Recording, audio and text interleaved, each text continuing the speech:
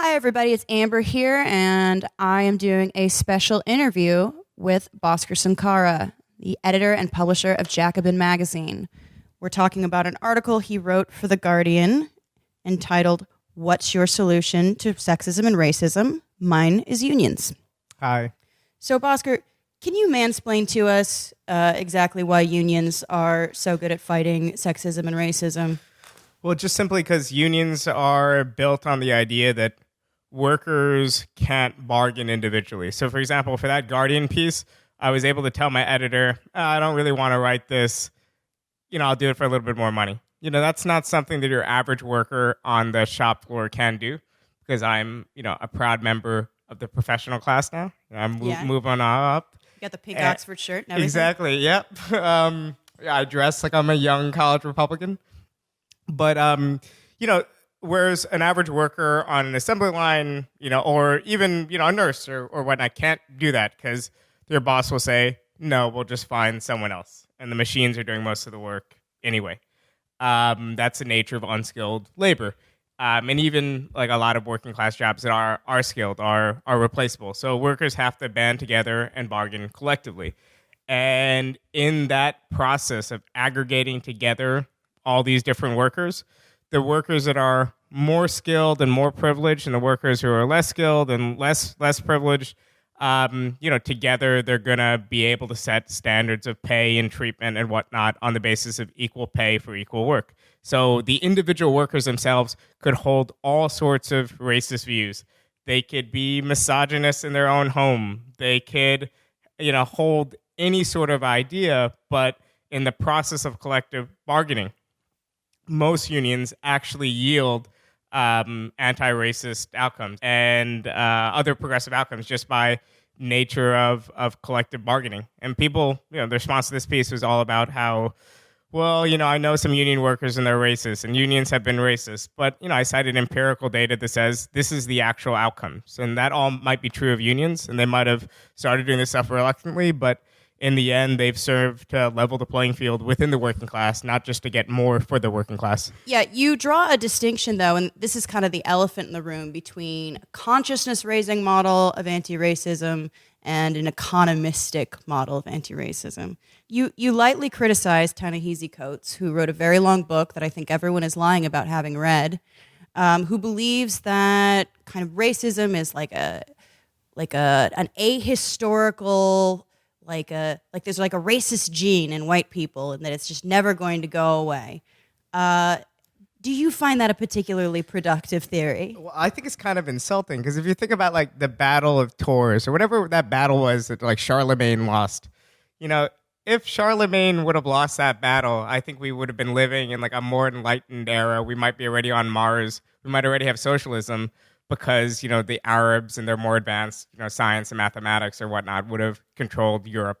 And, you probably would have some sort of like brown, supremacy on the planet. So in other words, like the idea that it was just, I think it's an accident of history. Capitalism happened to arise in Western Europe in some soggy fields in England because of an accident of history. So I think there's this bizarre fixation. Well, I wouldn't say it's bizarre. Like when I read Coates' work at its best, it's descriptive and it's describing real oppression and whatnot. I think my problem with him is that when he seems to dismiss the actual solution to these problems, or the solutions to a lot of it. I think there's a tendency, it reminds me of like the Israel-Palestine debate, where people are like, liberals, their line for years was, oh, it's so complex. We have no idea how to solve this. There's two sides or whatnot. It's not that complex. If you gave us state power and the actual mobilized forces to push through reforms, we could get rid of the vast majority of racist outcomes. On Twitter, I said 80%. People got mad at me. I think that was actually lowballing it. I think you're lowballing it in a generation too. or so. Yeah, well, I do think there's something too about the ahistoricism of it, which kind of baffles me as well, because Ta-Nehisi Coates blurbed the Field Sisters book, Racecraft, and they think he is completely wrong. Yeah, it's very bizarre. People keep citing that book that completely disagree with their conclusions or their approach to it. Like Assad Haider, I think, relies on it in his book. And there's a lot of people who, I'm not saying that they're completely wrong. I mean, I believe they're completely wrong. But, they just are citing a book by authors who completely disagree with them. But I think this is also very common to what people do to Black academics who don't subscribe to the dominant kind of tropes of liberal anti-racism and identity politics. It's that, Adolf Reed is a couple years ago, people were saying Adolf Reed, he's bad, but he's not as bad as Walter Ben Michaels. I read both their books. I have slight criticisms of both of them. But what's the difference between I don't see a Adolf difference. Reed and Walter Ben Michaels? Also, they're like BFF. Like, it's kind of creepy, actually. I think it's adorable. Yeah. I think it's like a buddy cop movie. And one of them's as racist as Mel Gibson. I mean, I think, and I've probably like lost this book like 30 times from just like buying it and giving it to people. But Racecraft does have sort of the best line on the construction of race in America as a concept, and people like it because, like, one, they're like very like eloquent writers, and it's a very interesting read. Two, I think they're really thorough historians. And three, they can then cite them and ignore everything they just said. But my favorite Fields quote was probably a majority of American historians think slavery in the United States is primarily a system of race relations, as though the chief business of slavery were the production of white supremacy rather than the production of cotton, sugar, rice, and tobacco. What was the name of that movie that came out a couple years ago? Was it 12 Years a Slave? That movie, I think, captured slavery better than any other movie I've ever watched, because it's all about, it could have been a movie about the Industrial Revolution or something. It's all about counting and labor productivity and like the overseers kind of watching the movements of the slaves to make sure that they're like moving as efficiently as possible. Early it's like ergonomics. Taylorism. Yeah, exactly. Yeah. And I think that really captured what it's about, and the reason why slavery became unpalatable was because of political struggle. Mm-hmm. So like an economic system is broken because of conscious political struggle, and that should give us, pride. That's the reason why my family ended up in the Western Hemisphere, is because, slavery was impossible for the British to continue. So instead they brought in indentured servants, and after 7 years we got some land, and there happened to be oil under that land, and now we're almost as blinged out as Persians. I'm wearing the pink shirt. I got some chest hair showing. You're almost there. About to get a gold chain. You need a gold chain. Yeah. But you also only, I think, ever saw, and we have pretty good record of this because the discussions about slavery in American society were very open. They were in all the papers. There was always opposition to it from, progressives and Christians and just people with kind of a basic revulsion to chattel slavery. And the development of what we would call like scientific racism, the idea that Black people are a different species, only became popularized when people are like, you can't justify this morally. And they're like, oh, no, yeah, we can. Actually, they're more like animals than people. Mm-hmm. That was literally an opportunistic scientific theory that they pulled out of their asses at the last minute to justify something that everyone was pretty opposed to. I mean, slavery was never like overwhelmingly popular. People do have kind of a knee-jerk reaction to that. Yeah.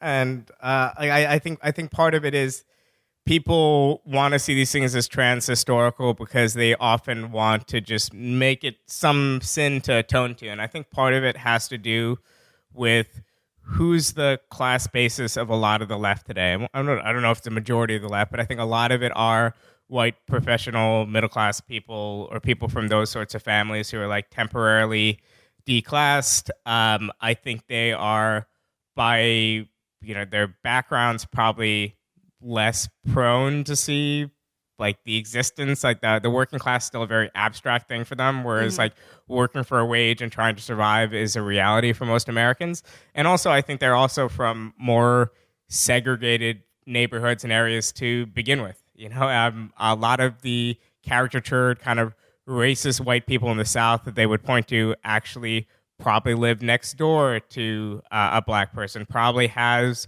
more serious content as far as like going to the same schools, having similar life outcomes and Right. whatnot than your average member of DSA. Yeah. The Juggalo Protest was definitely more diverse than, say, a nation party. Whenever I go to the parties in those kind of circles, the wait staff is always like fresh off the boat Irish. And I think I they realize love those, yeah. because they don't want the optics of having like black people serve them. Therefore, they're committing like labor market discrimination. Yeah. You also get in a little bit, I mean, you just touched on it at the beginning, but at like corporate diversity training and stuff like that, which I'm really fascinated with. And that does seem to be, it is very telling to me how quickly the corporate world and even the military has adapted to anti-racist trainings. You know the blue eye experiment? No, I don't. That sounds like a Nazi, like 1945 last ditch attempt to win the war thing. Yeah, it's creepy. So this school teacher, Jane Elliott, after the assassination of Martin Luther King, I think she's from Iowa,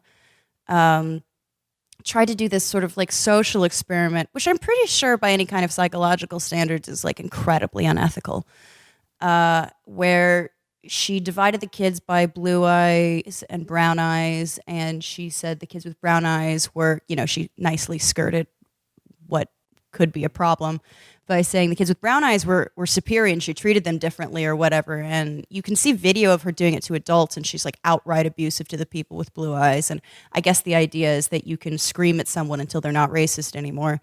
But here's a list of the people that she has done consultancy work for: AT&T, IBM, the IRS, the U.S. Postal Service, GE, Exxon, the Department of Education, the U.S. Navy, and the FBI. Those like bastions of anti-racist, Though I watched the movie Mississippi Burning like 2 days ago, and I must say that was a high point for the FBI. Oh yeah, everyone loved them then because they were doing, yeah. I mean, like that was always the thing during. They were just attacking socialists, communists, and Klansmen. Yeah, that's literally what it was. I don't think any other racist groups though. Yeah. It seemed like their focus was Just- like the just- new left, and then And the And the costumed Klan. ones, yeah. yeah. But I think it says something about like the ability of capital to kind of devour this kind of rhetoric because it doesn't conflict. Like that kind of anti-racism does not conflict with anything that, the military or the FBI does. And also fits with a lot of people's moral sensibilities. I think a lot of people who are from this stratum or members of the elite actually don't want an unfair advantage on the basis of their race, right? They don't want people suffering on the basis of their race. They obviously are just not questioning their position in the actual economy. Well, and the other thing is what Jane Elliott used to say to sell her wares was because at the time there were a lot of discrimination lawsuits that were becoming public. She said, well, it's a real money saver.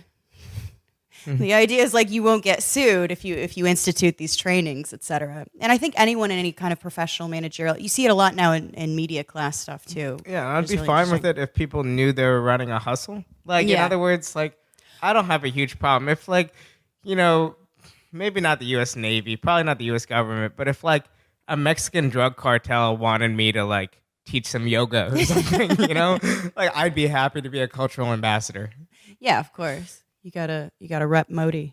But kind of back to the ahistoricism of all of this. We mentioned, Hyder's book, and there was that really excellent review in Jacobin by Melissa Nashak. It does seem that people are very invested in this myth that the left was in decline because it was too racist and sexist.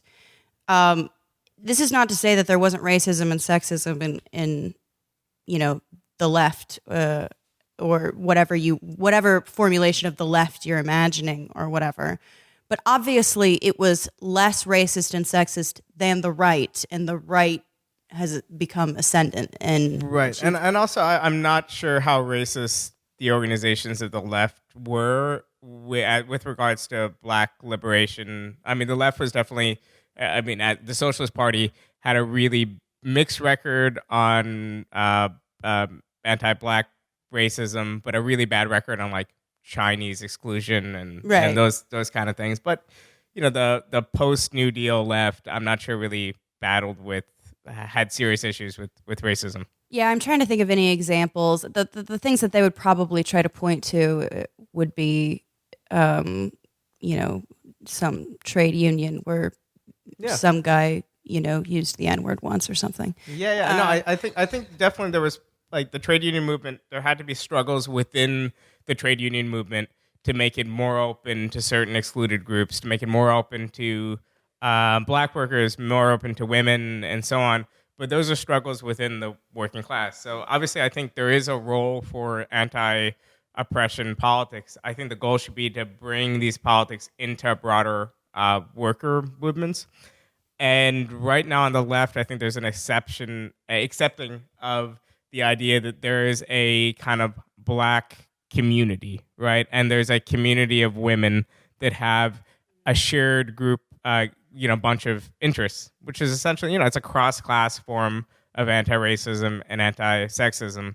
And I think we need to pose a socialist alternative that, takes these issues seriously, but does it within the workers' movement. Right. I mean, I do think also you risk a lot of things by positioning those identities as like in some way coherent, because there's always going to be a group of people who will self-appoint themselves as spokesmen or spokeswomen for some kind of movement. And those people usually have garbage politics, historically speaking. Right, and they're generally from the privileged layers of whatever these movements are. So I think there's a difference, in other words, between, let's say, if there's a rash of like working class black political activity and it's coming from below and it's taking like a black nationalist hue, like I think socialists should probably work with that. Should probably like participate in those movements and so on. So there's that, but then there's also this like kind of broader politics that's talking about community leaders, or how the left should never question the black church or its leadership over the black community, which I think is just it's just a bizarre reactionary kind of way of approaching politics. I don't know if you ever read this book, Top Down, The Ford Foundation, Black Power and the Reinvention of Racial Liberalism. I have not. Oh, it's real good. It's real good. I mean, basically, it's about how that kind of community politics movement and sort of ethnically oriented community politics in particular was kind of a Trojan horse for a lot of horrifying liberal policies. Like, for example, the model for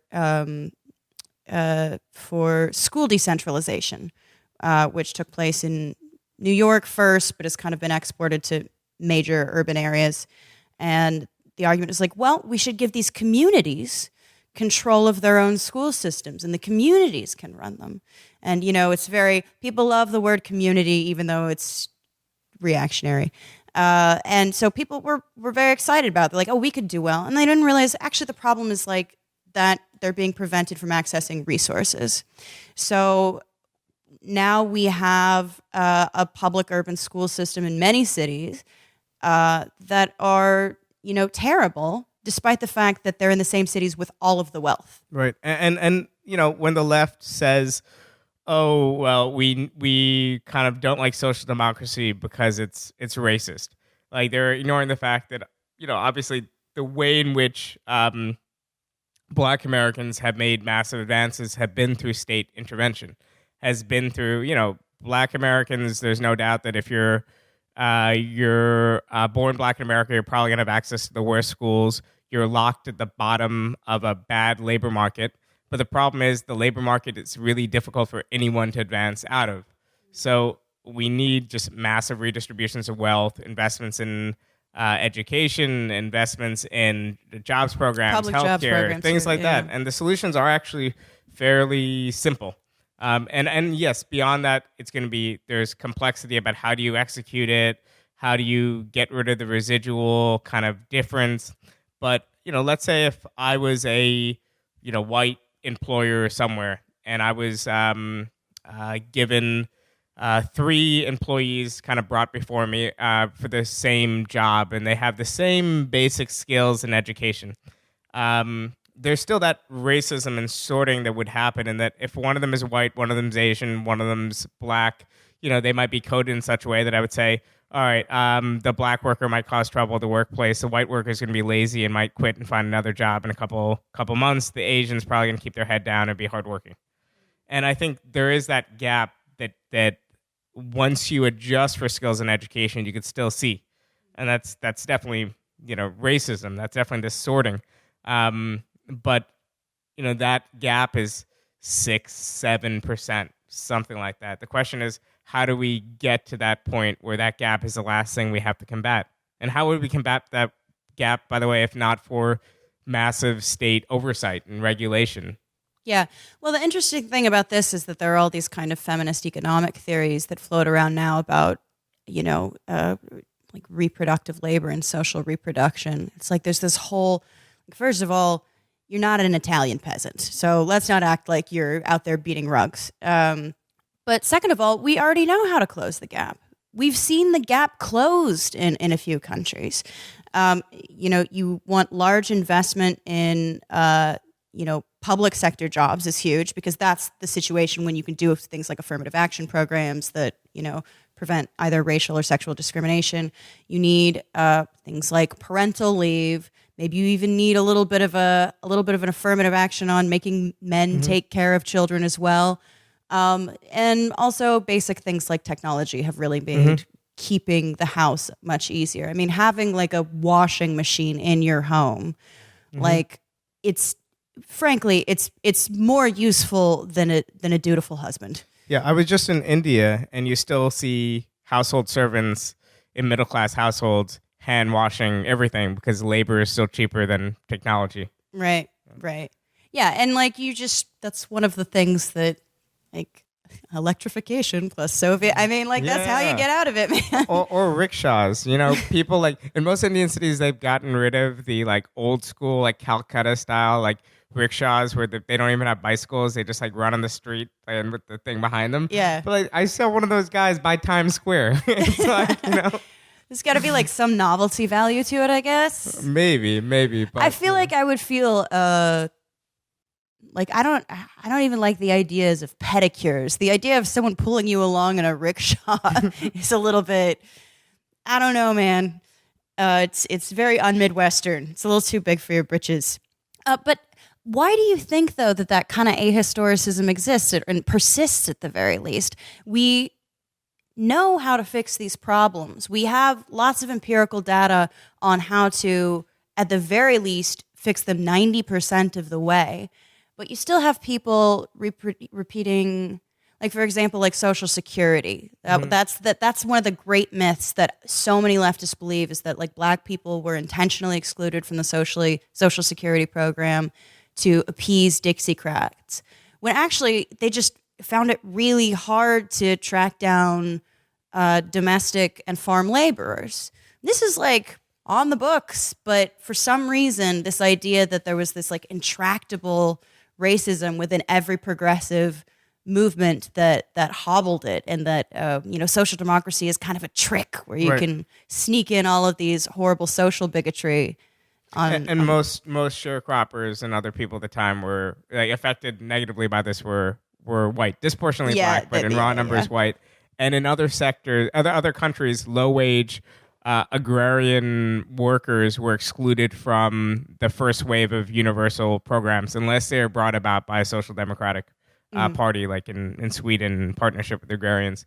So yeah, I mean, I think I think part of it is ignorance, but I mean, I base it down to the fact that we don't have a social base. We're isolated from the experience of an actual movement and from the experience of most working people. So our rhetoric just kind of floats. And it floats in different directions. So I'll admit that, I think people I disagree with on the left, I think their rhetoric floats in this kind of professional middle class directions. But when I try to pull back in the other direction, my rhetoric is coming from, another member now of the professional middle class. I occasionally go home and see my family, most of whom are are working class, but that's my only experience. I'm like, oh, that's what most people do. All right, now I'm about to take a train back to Brooklyn, and I think that there's this mystification of who ordinary working people are and what they want. If you look at the top 5 kind of needs and desires and polling of Black workers, Latino workers, white workers, like they're more or less the same. Like people want the same things. Like if you were to ask me, but no one wants to. You're not allowed to ever say that. You're only allowed to talk to women about being women. You're only allowed to talk to Black people about being Black. Et cetera, et cetera. Yeah. Which is a fascinating thing, and I think it's more to do with.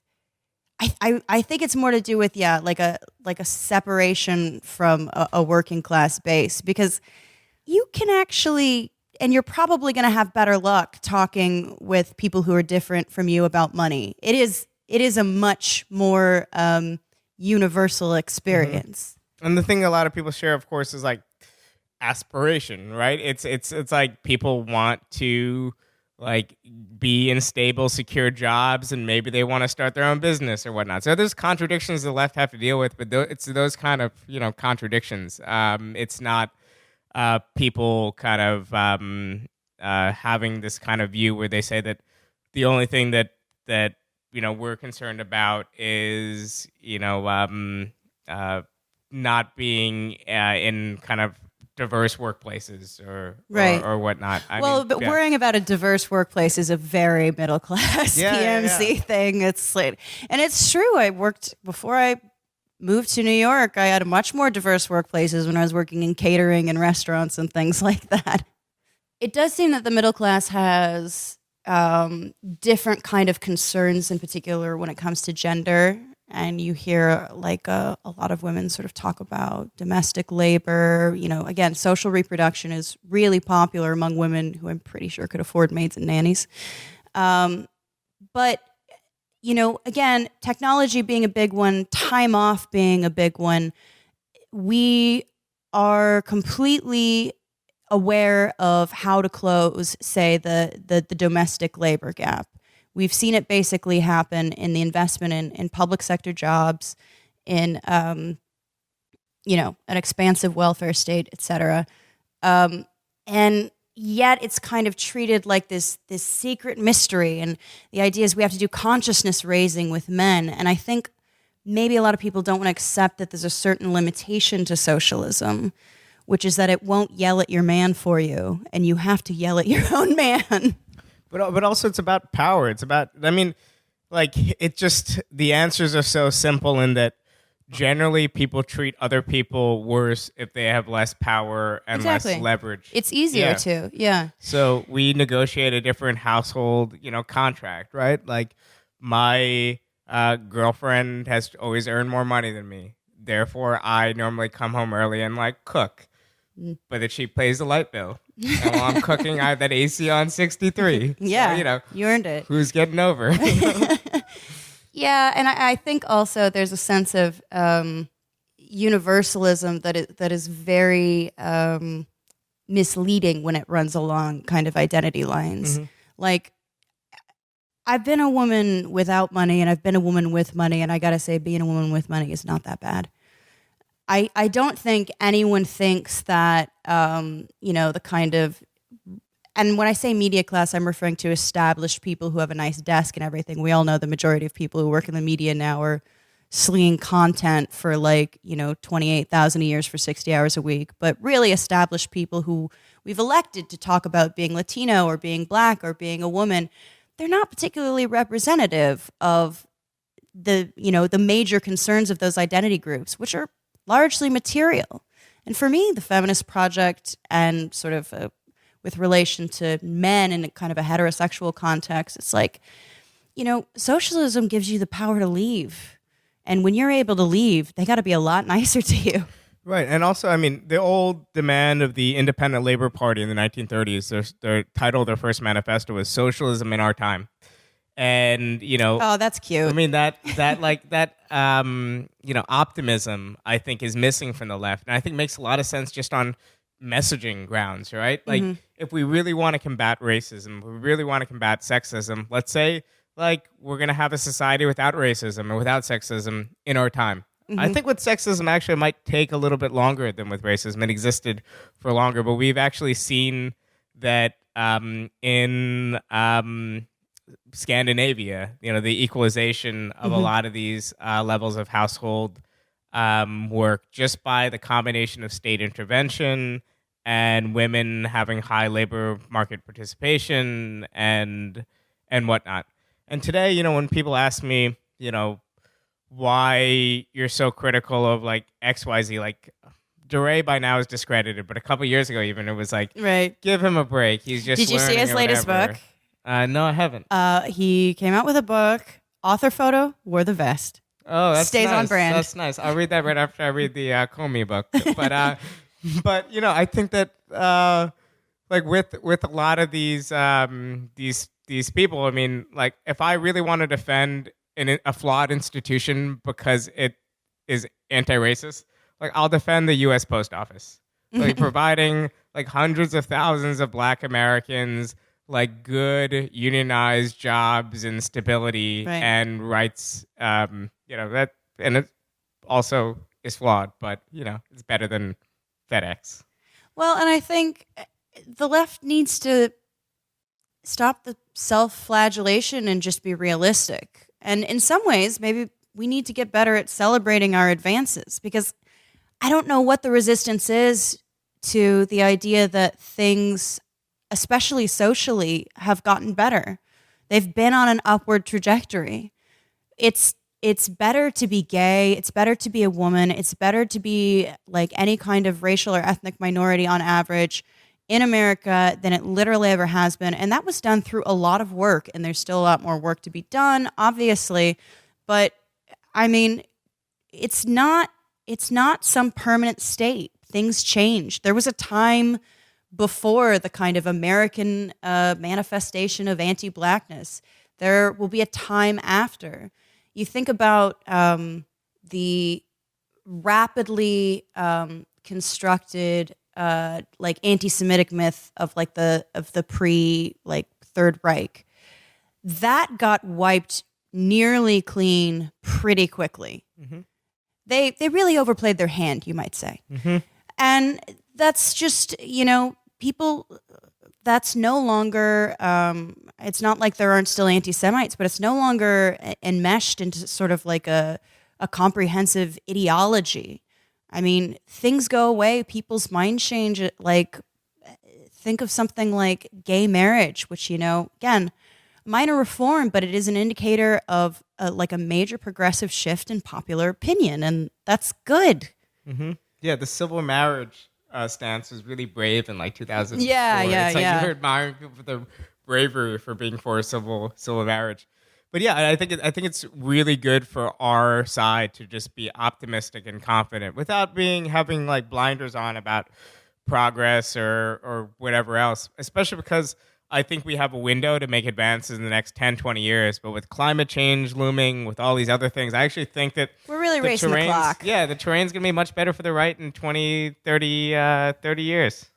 Certainly. But, I mean, I think we've got a real shot, but I do think we need to acknowledge progress, and we need to acknowledge the fact that this stuff isn't complicated. We know what works. We know that, people raise their consciousness by doing collective work with one another. And, the trade union movement is arguably, the most anti-racist institution in American history. All right. Well, thank you so much, Bhaskar. Thank you for having me. You can check out his article in The Guardian. We will have a link to that. Also, we'll go ahead and have a link to Melissa Nashek's book review. And you can see that at the end of the ep. All right.